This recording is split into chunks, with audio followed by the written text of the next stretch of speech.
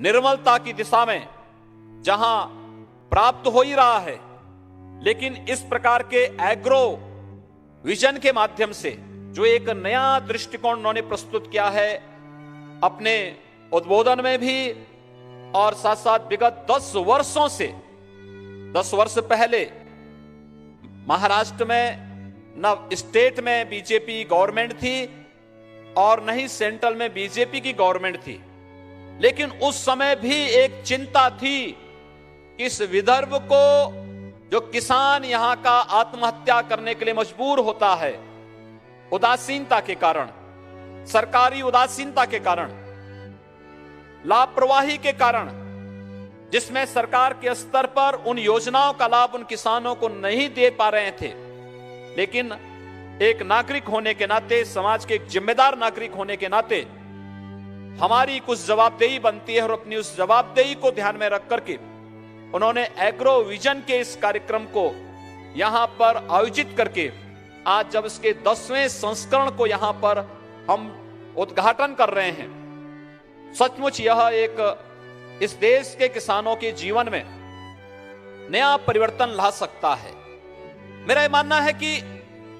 थोड़ी सी जागरूकता पैदा कर दी जाए, खेती किसानी के बारे में किसानों को नई तकनीक के साथ जोड़ दिया जाए, किसानों को समय पर बीज और खाद उपलब्ध हो जाए, तो वह अपने आप ही समृद्धि की ओर अग्रसर होता है। और उत्तर प्रदेश में हम लोगों ने इस कार्य को किया, महीनों वहां वर्षों से वहां लंबित पड़े रहते थे। आज हम लोगों ने प्रयास किया, उत्तर प्रदेश के अंदर हमारे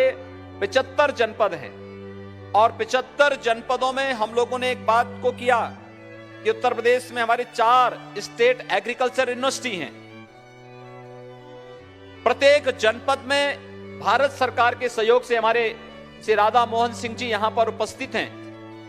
मैं उनका आभारी हूं कि उत्तर प्रदेश में उन्होंने हमें नई सरकार गठन के साथ ही 20 नए कृषि विज्ञान केंद्र दिए।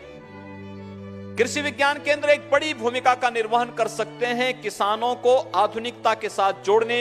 तकनीक के साथ जोड़ने, समय पर बीज और खेती के नए तरीके के साथ अवगत कराने और खेती की विविधीकरण में बड़ी भूमिका का निर्वहन कृषि विज्ञान केंद्र कर सकते हैं। आज उत्तर प्रदेश के अंदर बड़े जनपदों में 2 कृषि विज्ञान केंद्र और छोटे जनपदों में 1 कृषि विज्ञान केंद्र सक्रिय होकर के वहां कार्य कर रहा है, और फिर इन कृषि विज्ञान केंद्रों को